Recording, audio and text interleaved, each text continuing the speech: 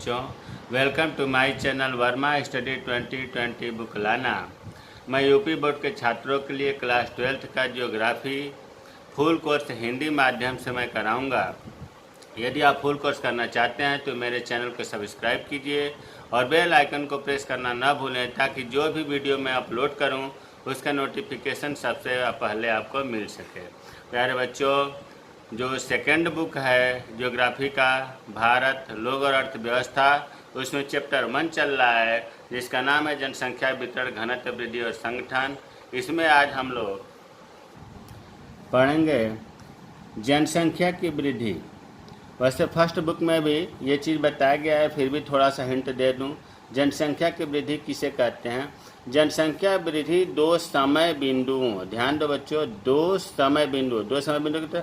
जैसे मान लो 1950 से 1960, 1961 से 1964, इस तरह से दो समय बिंदुओं के बीच किसी क्षेत्र विशेष में रहने वाले लोगों की संख्या में परिवर्तन को जनसंख्या वृद्धि कहते हैं।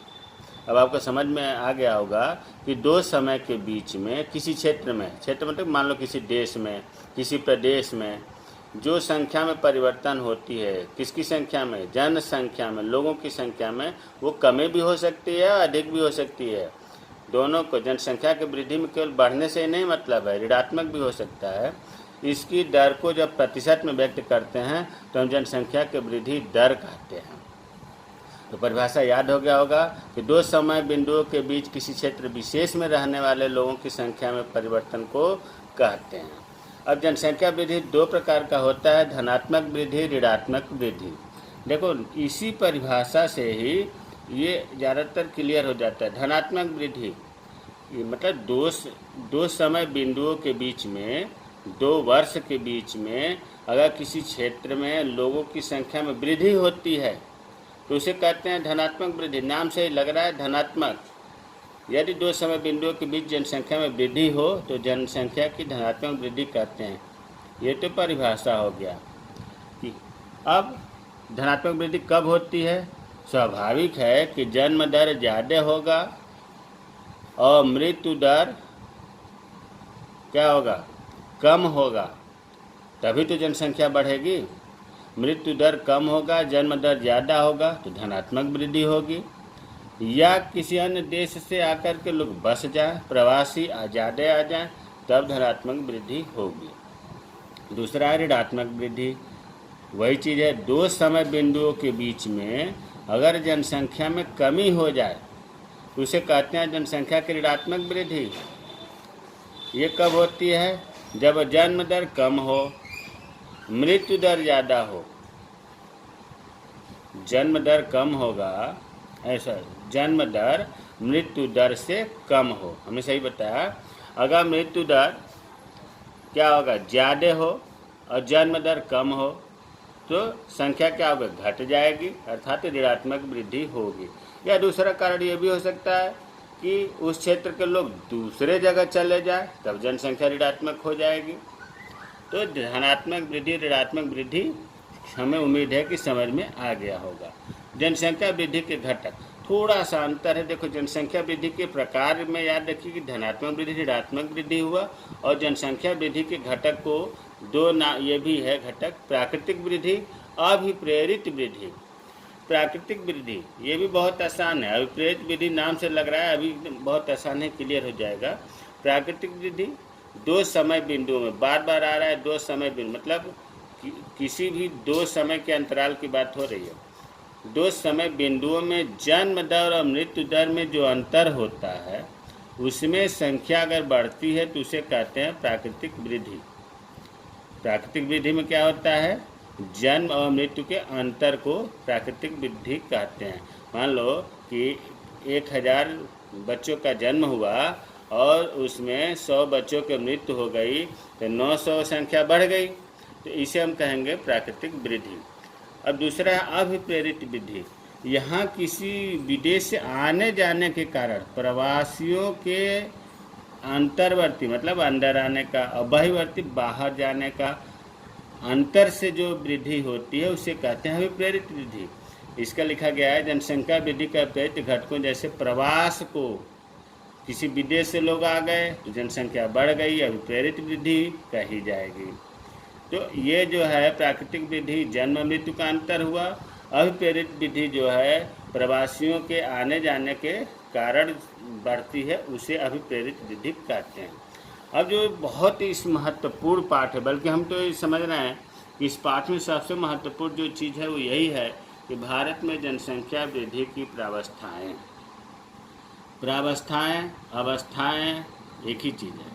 अब देखो, भारत में जनसंख्या की वृद्धि वार्षिक जन्म दर, मृत्यु दर और प्रवास की दर के कारण होती है। अभी हमने ऊपर पढ़ा कि जनसंख्या वृद्धि जो है 3 कारणों से हो रहा है, जन्म दर, मृत्यु दर और प्रवास की दर से।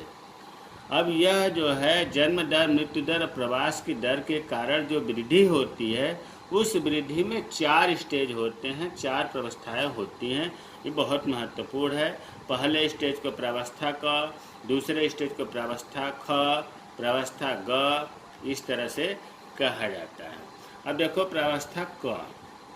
प्रावस्था क 1901 से हमारा जो है जनसंख्या वृद्धि की अवस्थाओं का जो बंटवारा हुआ है वो 1901 से शुरू होता है। 1901 से 1921 की अवधि को भारत की जनसंख्या के वृद्धि के रुद्ध अवस्था या स्थिर प्रावस्था कहा जाता है। प्यारे बच्चों, इस पॉइंट में प्रावस्था क में स्टेज फर्स्ट में आपको 2 चीज़ याद रखना है। पहले तो सन याद रखना है। सन हमने बताया 1901 से 1921, अभी ऊपर पढ़ रहे थे ना कि 2 समय बिंदुओं के बीच, तो 1901 से 1921 की अवधि को का बात इसमें आ रही है। ये रटना पड़ेगा, याद करना पड़ेगा कि 1901 से 1921। अब प्रावस्था क को हम 2 नाम दिए हैं। एक तो कहते हैं रुद्ध अवस्था, रुद्ध का मतलब होता है रुक जाना, ब्रेक हो जाना, स्थिर हो जाना। दूसरा है स्थिर प्रावस्था, मतलब 1901 से 1921 के बीच में ये जो 21 साल की अवधि है, इसमें जनसंख्या भारत की बढ़ी ही नहीं, स्थिर रही, बल्कि लास्ट के 10 साल में देखो, क्योंकि इस अवधि की वृद्धि दर अत्यंत निम्न थी। जो 1901 से 1911 के बीच में तो जनसंख्या बल्कि स्थिर रही। अब आगे बढ़ते हैं 10 साल, 1911 से 1921 में तो जनसंख्या घट गई, ऋणात्मक वृद्धि हो गई, 0.31% ऋणात्मक दर्ज की गई। लेकिन अगर हम पूरा देखें 1901 से लेकर के 1921 के बीच में, तो ये निष्कर्ष निकलता है कि भारत की जनसंख्या स्थिर रही, बढ़ी नहीं। इसलिए इस अवस्था को स्थिर प्रावस्था या रुद्ध प्रावस्था कहते हैं। अब कभी कभी देखो, इसमें बहुत प्रश्न पूछे जाते हैं, लॉन्ग क्वेश्चन पूछा जाएगा भारत में जनसंख्या वृद्धि की प्रावस्थाएं क्या है, तो पूरा वर्णन होगा। छोटा प्रश्न ये पूछा जा सकता है कि स्थिर प्रावस्था 1901 से 1921 क्यों कहते हैं, या 1901 से 1921 को स्थिर प्रावस्था कहे जाने का कारण क्या है। तो अब आप समझ गए होंगे कि छोटे प्रश्न भी इसमें बनते हैं। तो स्थिर प्रावस्था 1901 से 1921 क्यों रहा, जनसंख्या में वृद्धि क्यों नहीं हुई, बल्कि लास्ट में 1911 से 1921 में क्यों कम हो गई। तो पहला कारण ये था कि स्वास्थ्य एवं चिकित्सा सेवाएं निम्न स्तरीय थी।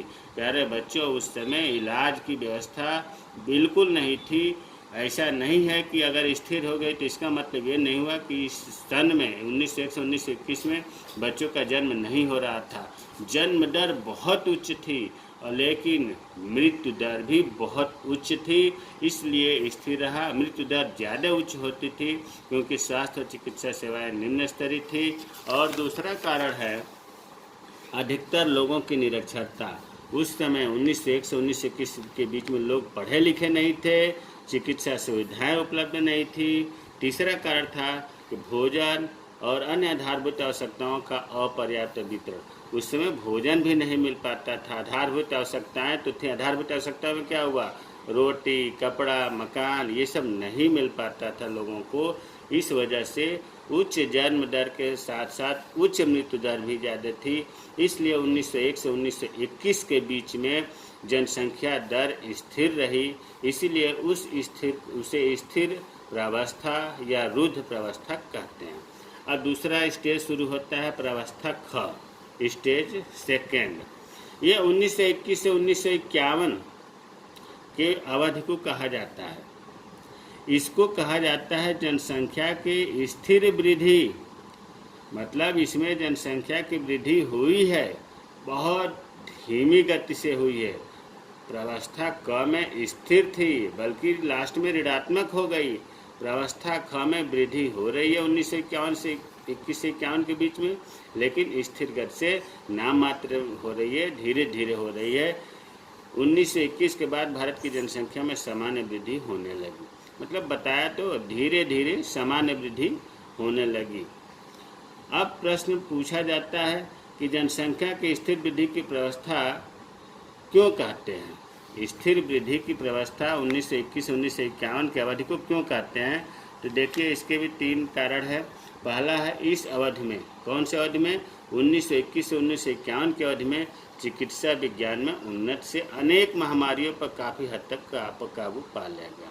1921 से 51 के बीच में चिकित्सा विज्ञान में कुछ सुधार हुआ, और सुधार हुआ तो जो महामारियाँ फैलती थी उन पर काफ़ी हद तक पा लिया गया, जिससे जनसंख्या बढ़ने लगी।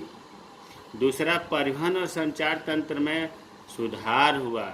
जब परिवहन और संचार तंत्र में सुधार हुआ तो जहाँ पर अकालग्रस्त, पहले अकाल भी तो खूब पड़ता था, महामारी भी खूब आती थी, अकालग्रस्त वाले क्षेत्रों में राहत सामग्री पहुँचाने में सरकार सफल हो गई, राशन वितरण में सफल हो गई, जिससे लोगों की मृत्यु दर कम हुई। इस प्रकार जनसंख्या में वृद्धि होने लगी। कृषि अर्थव्यवस्था में उल्लेखनीय सुधार हुआ, खेती भी लोगों करने लगे। तो ये 3-4 कारण जो है 1921 से 1951 में हुआ, जिससे जनसंख्या की वृद्धि होने लगी, जिसे कहा जाता है जनसंख्या के स्थिर वृद्धि की प्रावस्था। अब तीसरा है प्रावस्था ग। तीसरा प्रावस्था ग 1951 से 1981। ध्यान दो, 1951, हमारा देश 1947 में आज़ाद हो गया था। आज़ादी इस स्टेज में ही मिली थी, लेकिन 51 से 1981 में जो अवधि है इसे कहा जाता है जनसंख्या विस्फोट की अवधि। प्यारे बच्चों, प्रावस्था क को कहते हैं जनसंख्या की स्थिर अवस्था, प्रावस्था ख को कहते हैं जनसंख्या की स्थिर वृद्धि की अवस्था, और ग को कहते हैं जनसंख्या विस्फोट की अवस्था। जनसंख्या विस्फोट क्यों नाम दिया गया? इस सन में 1951 से 1981 के बीच में बहुत ही तेज़ी से जनसंख्या बढ़ने लगी। क्यों बढ़ने लगी? इसका कारण कई बातें इसमें आप देखो। यह देश में मृत्यु दर में तीव्र ह्रास और जनसंख्या की उच्च प्रजनन दर के कारण हुआ। जनसंख्या विस्फोट क्यों हुआ? इसमें जन्म दर बहुत ज़्यादा हुआ और मृत्यु दर में बहुत तीव्र ह्रास, बहुत कमी हुई। बच्चों की जन्म खूब हुए लेकिन मृत्यु कम हुई, जिससे जनसंख्या विस्फोट कहा जाता है। जनसंख्या बहुत तेज़ी से बढ़ने लगी। इस दौरान जनसंख्या की औसत वार्षिक वृद्धि 2.2 तक उच्च रही।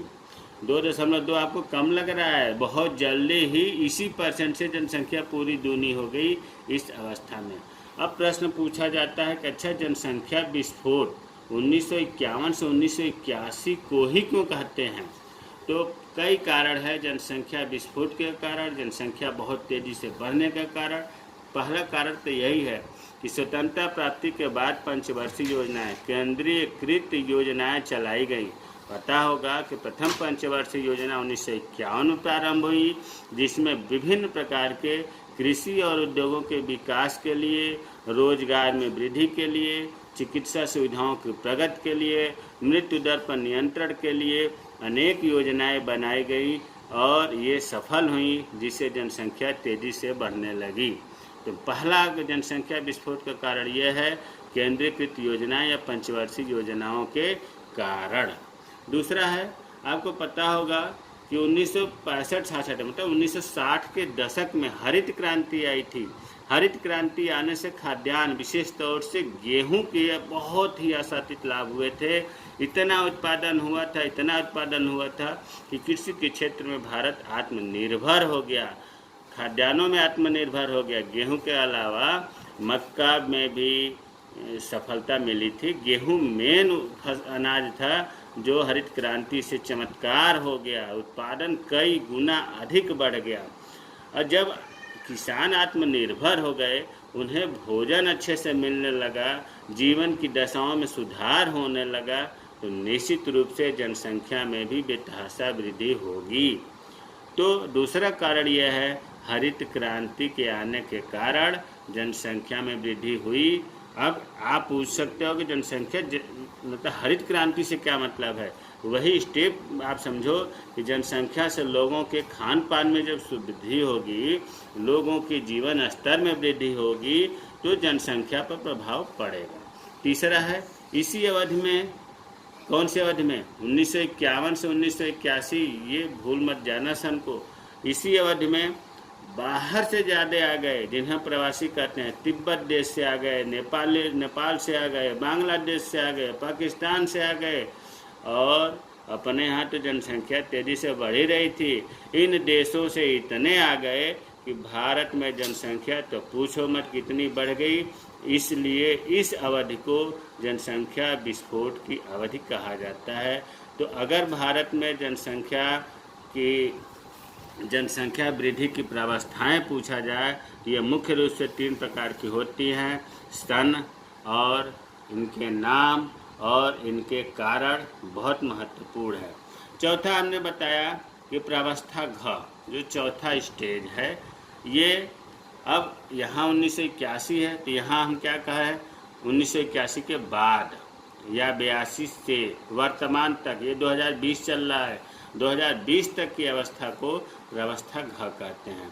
इसमें देखो जनसंख्या तो इसमें भी वृद्धि हो रही है, उच्च जन्म दर है, परंतु मंद गति से घटने भी लगी है। यहाँ समझने का प्रयास करो कि 1981 के बाद वर्तमान तक देश की जनसंख्या वृद्धि दर यद्यपि उच्च बनी रही, परंतु मंद गति से घटने भी लगी। इसका अर्थ यह नहीं कि देश की कुल जनसंख्या घट गई। इसका अभिप्राय केवल यह है कि जनसंख्या बढ़ने की गति पर थोड़े ब्रेक लग गया, लोग तो बढ़े लेकिन कम गति से। इसमें यह हम कहना चाहते हैं कि 1981 के बाद जनसंख्या वृद्धि तो हो रही है, लेकिन मंद गति से घट रही है। मतलब जो जन घनत्व है या शिशु जन्म दर है, वो पहले के अपेक्षा कम हो रहा है।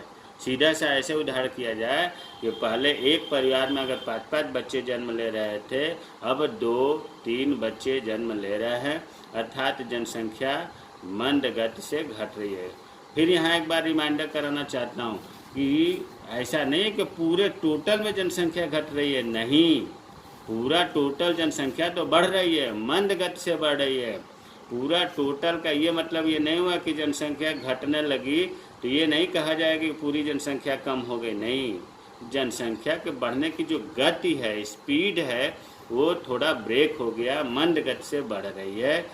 कारण क्या है ऐसा होने का, तो कारण ये है कि अब जो है विवाह के आयु जो होती है या विवाह के समय में वृद्धि कर दिया गया है, जिससे जन्म दर बच्चों की अब कम हो रहा है।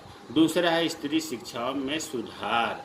स्त्री शिक्षा में सुधार होने के कारण भी जनसंख्या की जो वृद्धि है वो मंद गति से अब हो रही है।